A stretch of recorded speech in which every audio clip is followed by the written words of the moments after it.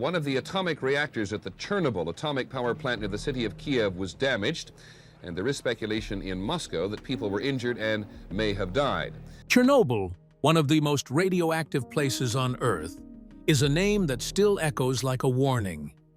It was meant to be a simple science experiment, but what happened on April 26, 1986, turned the sky red, shattered lives, and unleashed a silent poison that still pulses beneath the soil today. Nearly 40 years later, scientists keep returning. Their cameras keep rolling. But not everything they've found can be easily explained. Some discoveries are extremely disturbing, and some are so strange they've left even the experts shaken. Here are the 6 real discoveries inside the Chernobyl Exclusion Zone that left scientists stunned and too afraid to go any further. Number 4 will shock you. On the night of April 26, 1986, something went terribly wrong inside Reactor 4 of the Chernobyl nuclear power plant. It started as a safety test, a simple routine procedure meant to simulate a power outage. But, unfortunately, due to a flawed reactor design, poor communication, and human error, the test spiraled out of control. Within seconds, pressure built up inside the core of the reactor until it exploded, tearing through the building and releasing a radioactive fire that would burn for days. The blast was so powerful, it blew off the reactor's extremely heavy steel lid and hurled debris across the complex.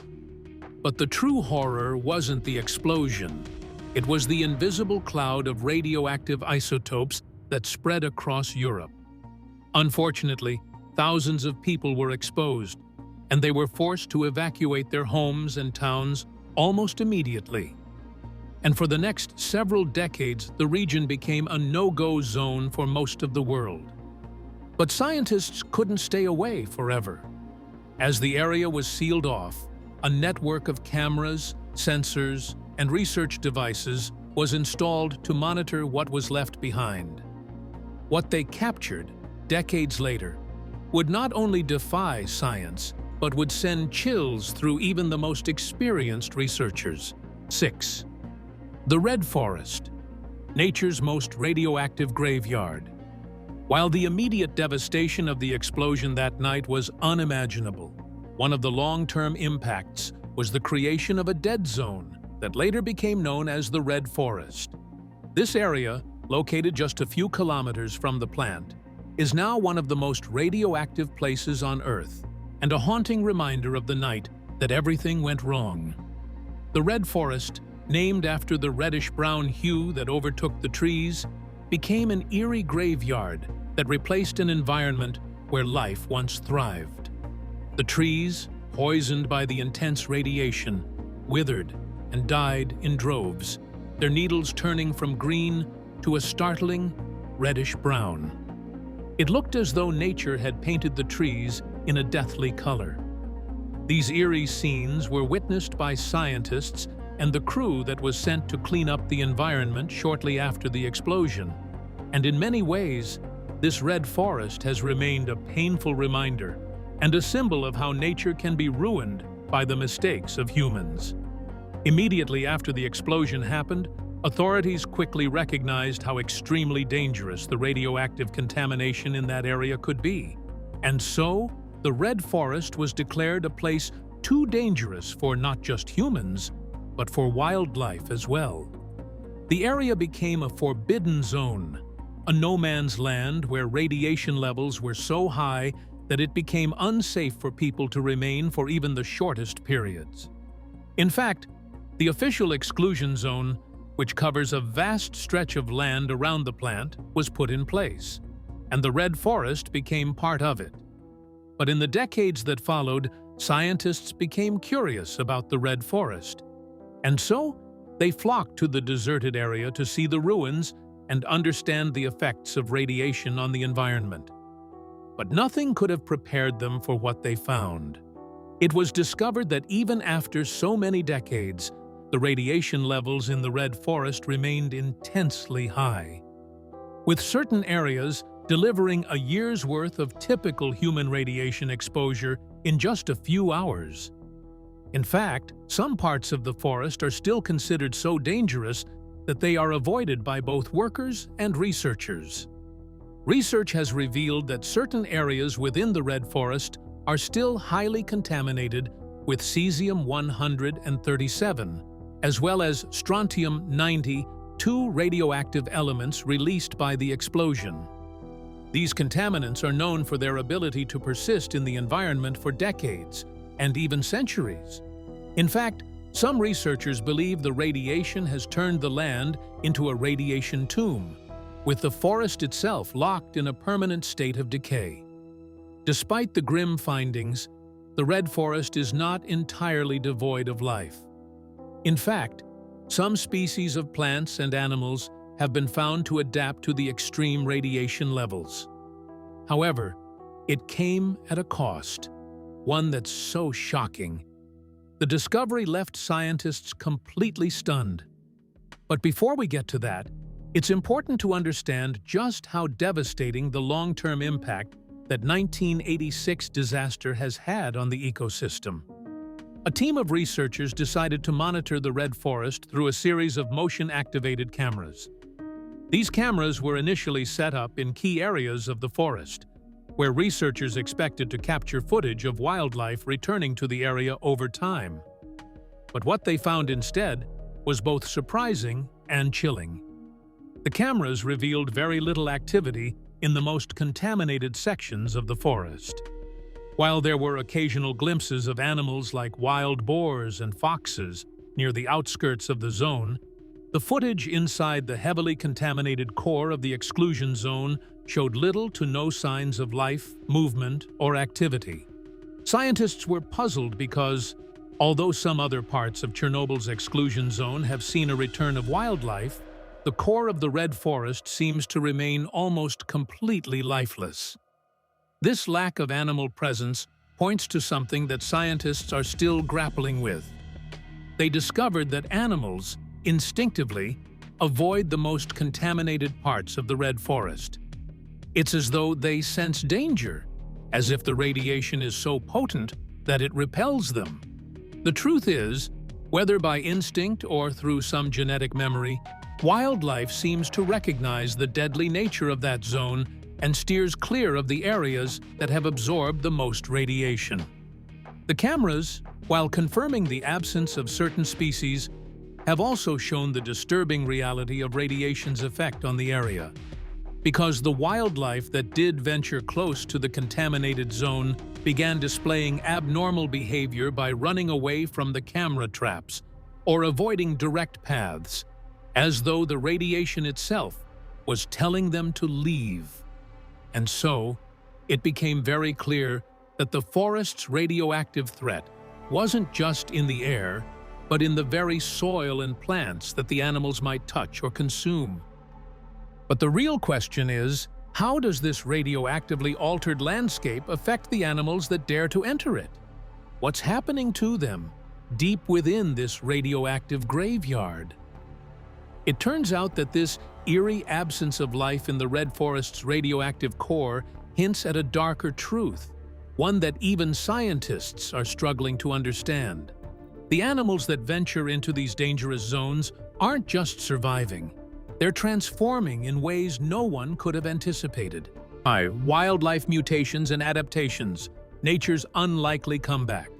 Human activity in the Chernobyl Exclusion Zone ceased decades ago. However, in that same place, nature began an extraordinary journey of transformation that has left scientists in awe.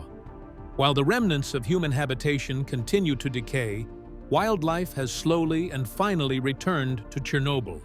But it didn't just return, it has undergone some extremely disturbing changes, and some of these animals have found a way to adapt to the lingering radiation in ways that continue to intrigue scientists worldwide.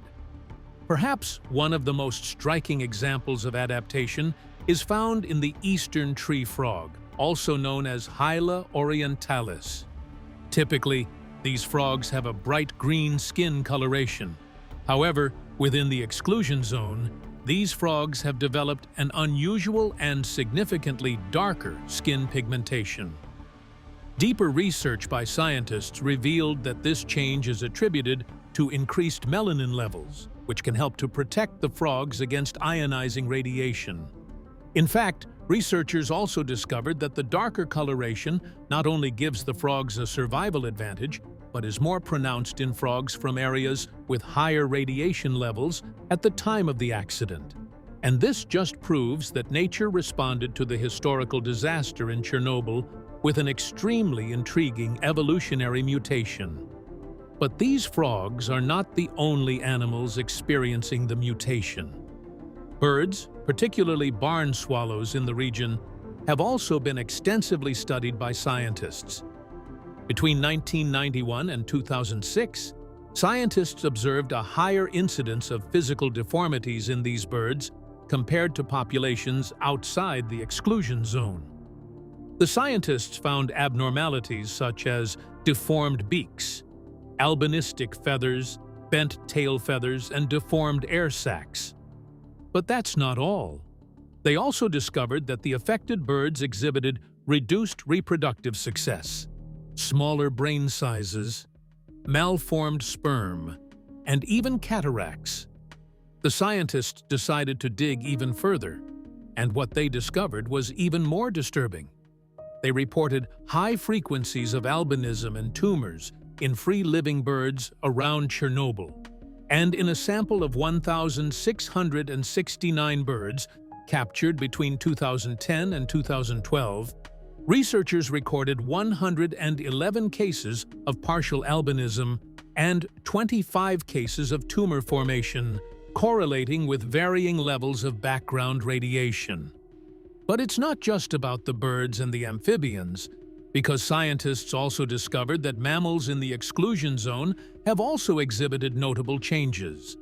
For example, a population of wild dogs residing near the Chernobyl Exclusion Zone has provided scientists with insights into the effects of long-term radiation exposure. Genetic analyses of these dogs revealed some disturbing alterations, which are potentially linked to the effects of the radiation. In fact, studies have shown that various groups, including mammals, have experienced a drastic reduction in their population sizes, especially those living in highly radioactive parts of the exclusion zone.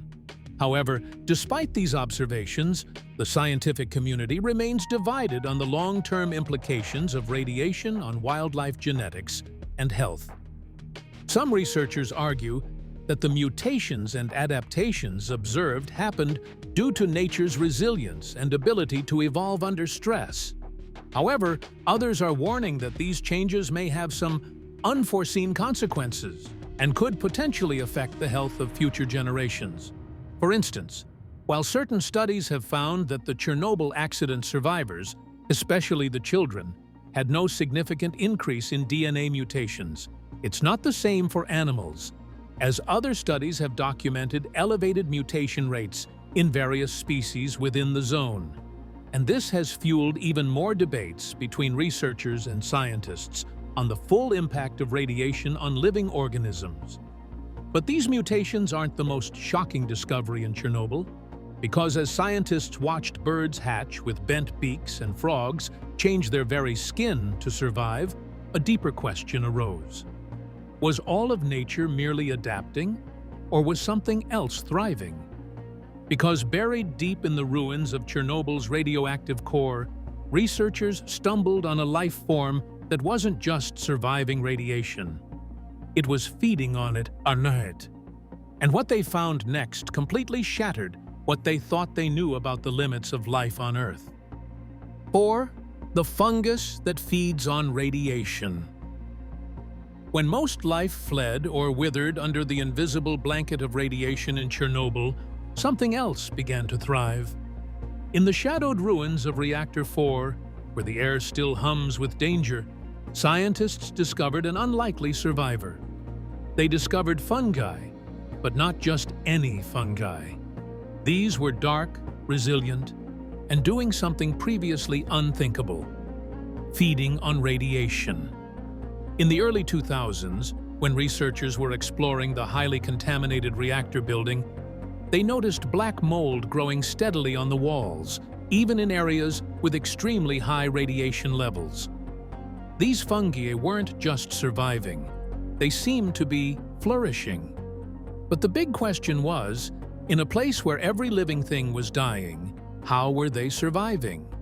That's when scientists discovered that these fungal species contained high levels of melanin, the same pigment that gives human skin its color and helps protect against ultraviolet radiation.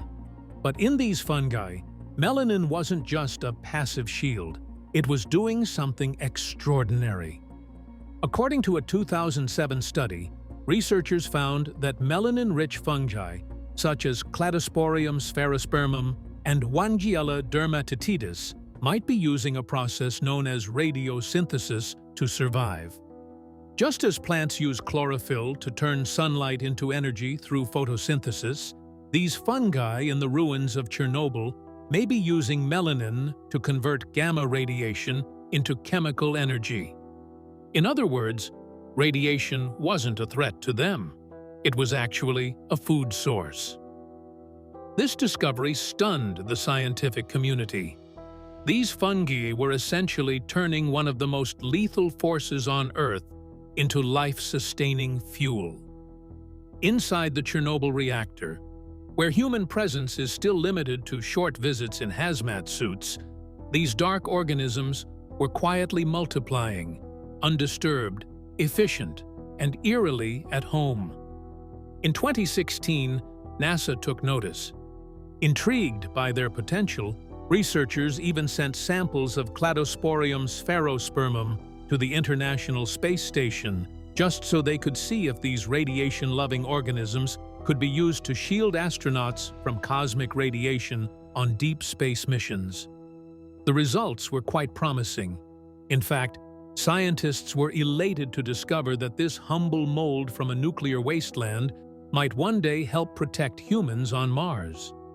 But beyond its utility, the discovery raises some even deeper and unsettling questions. If life can not only endure radiation but feed on it, what does that say about evolution in extreme environments like Chernobyl? What kinds of organisms could exist in the radioactive landscapes of other planets, or even in the aftermath of our own disasters? In Chernobyl, nature has been forced to adapt in the most unexpected ways. The fungi don't just resist the fallout, they embrace it, becoming darker, stronger, and more bizarre with each generation. Yet the presence of these fungi isn't comforting. It's haunting. They're growing in places we consider uninhabitable, places filled with human tragedy, places where the land still remembers the panic of April 26, 1986. It's almost poetic that in the very space humans can't endure for long, these organisms bloom. But this isn't the only mystery hiding in the irradiated shadows of Chernobyl. Because while fungi found a way to feed on radiation, other life forms began changing in ways scientists still don't fully understand, leaving them and the cameras to witness something even more chilling. Something no one expected to see. Chapter 3. The reactor that refuses to sleep. Tucked beneath the massive steel structure now covering the ruins of Reactor 4, scientists have discovered that something strange has begun to happen again. In 2021, scientists noticed something worrying. Inside one of the sealed-off rooms deep under the reactor, known as Room 3052, radiation sensors started picking up rising levels of neutron emissions. This might sound technical, but in simple terms, it means this reactor, which was thought to be long dead by scientists, might still be alive in a small but dangerous way. You see, these neutron spikes suggest nuclear reactions could still be happening quietly, slowly, but persistently in the melted remains of the fuel that caused the 1986 disaster. It's like glowing embers buried deep in ashes, not a roaring fire, but still hot, and still able to reignite if left alone. But where exactly is it coming from? Well, back during the explosion, the uranium fuel rods inside Reactor 4 melted down and mixed with sand, concrete, and steel. This formed a strange rock-like substance called corium. It flowed through the plant like lava, eventually hardening into massive dark clumps inside several rooms. And this particular room, 305, is one of those rooms. But it's not just any room. This one is nearly impossible to reach. It's deep inside the wreckage, which is surrounded by unstable structures, collapsed walls, and intense radiation. And no one's been inside it since 1986. But yet, from behind those thick concrete walls, sensors are now showing signs that fission reactions may still be flickering to life. The question is, how dangerous is this discovery? At the moment, scientists say we're not in immediate danger because the neutron levels are still low, but they're steadily increasing, and that's a reason to get worried. Nuclear reactions need a few key ingredients, like fuel, neutrons, and something to slow the neutrons down so the reaction can keep going. That's what happened during the original meltdown, and now it seems the melted fuel in this hidden room might be finding those conditions again. Even though the reactions are weak, they could grow stronger under the right circumstances. Some experts compare it to a smoldering coal, which is mostly harmless unless stirred up or fed with new fuel. And if that happens, it wouldn't just be a second Chernobyl-level explosion, but it could release more radioactive material into the environment, damage what's left of the structure, or make it harder to safely dismantle the site in the future. But the problem lies in the fact that getting into that room is extremely complicated, because the room is not only sealed shut, it's also heavily contaminated and located in a part of the reactor that's incredibly hard to reach. Impossible. Even modern robots would struggle to work inside those conditions, as the radiation would quickly fry their circuits. Although scientists have proposed sending in specialized drones or robotic arms to insert neutron-absorbing materials, like boron, that could cool the reaction and bring the neutron levels back down, getting the tools inside is a massive challenge. There's also some uncertainty around what exactly is going on in that room, because the sensors only give limited data. We can tell that neutron levels are rising, but we can't see the fuel, we can't touch it, and we don't fully understand how it's behaving after almost 40 years. Ironically, some experts believe the new steel structure, called the new safe confinement, which was placed over the reactor in 2016, might have changed the conditions inside. Before the dome, the reactor was open to the weather. Rain, wind, and seasonal temperature swings may have been disrupting the corium and keeping the neutron activity low. However, now, with everything sealed off, the air is dry and the temperature is more stable, and that might actually be helping the fuel react again. This isn't to say the dome was a mistake. It was built to prevent radioactive dust and debris from escaping, and it's done that job well. But like everything in Chernobyl, solutions often come with new problems.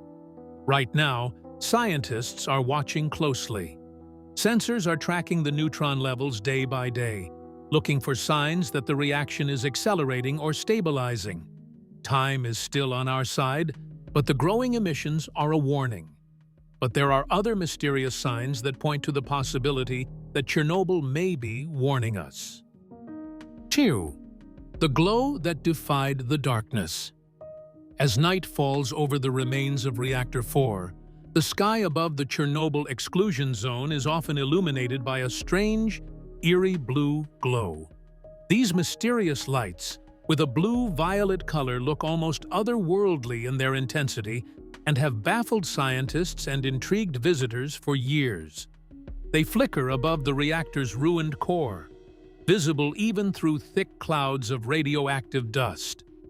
This phenomenon has been reported multiple times, especially after the explosion. leading some to wonder if these lights are a sign of something beyond the grasp of ordinary understanding. The first accounts of this strange glow came from survivors of the disaster itself, people who were there when the explosion occurred. Shortly after the reactor exploded in April 1986, firefighters and military personnel reported seeing these eerie glows in the sky and the surrounding area. But these glowing lights didn't just appear in the hours following the explosion. They continued to flash intermittently for several days. What was even more disturbing was the fact that they appeared during the night, illuminating the landscape with an eerie, ghostly glow, which was visible from miles away. This glow was unlike anything anyone had ever seen. Radiation levels were off the charts, but these blue lights didn't seem to come from anything man-made, nor did they resemble anything familiar from nature. It was as if something darker was alive and thriving in the aftermath of the disaster. For years, no one could quite explain the strange blue light.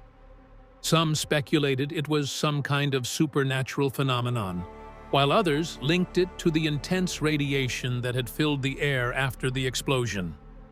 But scientists finally soon provided an explanation. They discovered that what people were seeing were ionized air glows, a phenomenon that occurs when high levels of radiation interact with the atmosphere in a specific way. When high-energy radiation like that from the Chernobyl meltdown interacts with air molecules, it ionizes the air, knocking electrons loose from their normal positions. This process creates charged particles that can emit light as they recombine with electrons, creating a faint glow. This glow is often blue or violet in color, because high-energy radiation tends to ionize the air in such a way that it emits this specific wavelength of light. The same phenomenon can be seen in certain high-energy environments like space or nuclear reactors, where radiation levels are extremely high. This phenomenon has been dubbed the Cherenkov radiation, but it is not only unique to Chernobyl. Even today, the blue glow is sometimes visible above Reactor 4, though not as frequently as in the years immediately following the explosion. But why does this glow persist after all these years? Well, some scientists believe that radiation continues to leak from the reactor, although at lower levels, and is still capable of causing this ionization effect. But while the blue glow can be explained by ionized air phenomena and Cherenkov radiation, it raises even more disturbing questions than answers. Is the continued glow a sign of ongoing activity within Reactor 4? Could it indicate that the reactor is still subtly leaking radiation, despite being encased in the new safe confinement dome? Despite the science behind the glow, it still feels like something otherworldly, almost like the reactor itself is alive and still radiating its haunting presence. This glow feels like a reminder of the power Chernobyl still holds over us to this day. It's a symbol of an event that changed the world, and a stark reminder that we are still living with its consequences. But what else could be hiding in the shadows of Chernobyl's dark legacy?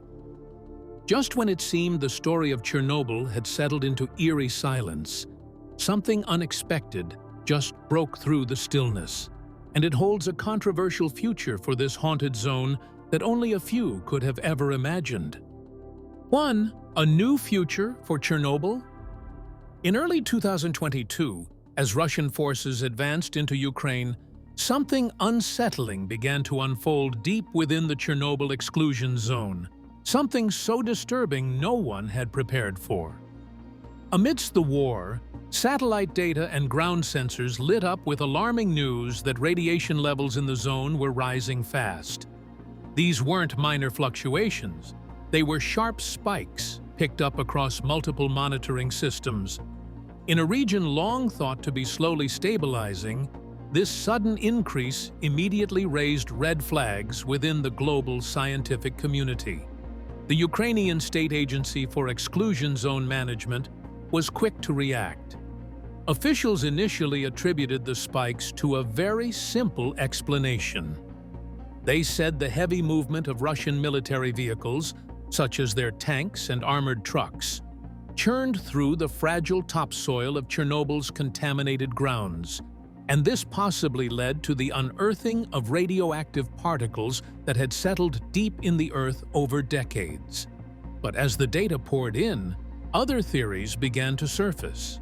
Some researchers and watchdog groups noted irregularities in the readings that couldn't be easily explained by soil disturbance alone. The spikes appeared too erratic, and in some cases, too localized. A few experts raised the chilling possibility of deliberate electronic interference, that the monitoring systems themselves might have been tampered with, or that remote signals were manipulated. But it turns out that it wasn't just their vehicles. Russian troops seized the Chernobyl site and had gone ahead to explore the environment without proper safety measures. And it wasn't long before they began experiencing symptoms of acute radiation syndrome. Reacting to the news, then Deputy Prime Minister of Ukraine Irina Vereshchuk said the Russian troops who dug trenches in the forest received such doses of radiation due to their exploration of Chernobyl that the consequences will eventually be explained to them by doctors in special protective suits.